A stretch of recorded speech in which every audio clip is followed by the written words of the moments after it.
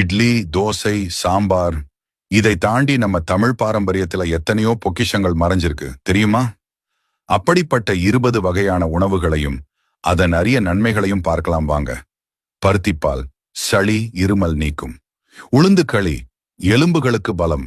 நீர் ஆகாரம் உடல் சூடு தணியும். கந்தந்திப்பிலி ரசம் செரிமான சக்தி. தூதுவளை ரசம் ஆஸ்துமா சளிக்கு மருந்து. முடக்கத்தான் தோசை மூட்டு வலி தீர்க்கும். கூட்டாஞ்சோறு பல காய் சத்துக்கள். அக்கார வடிசல் உடனடி ஆற்றல். கவன் அரிசி அல்வா உயர் ஆன்டி ஆக்சிடென்ட். மணத்தக்காளி வற்றல் வாய்ப்புண் வயிற்றுப்புண் ஆறும்.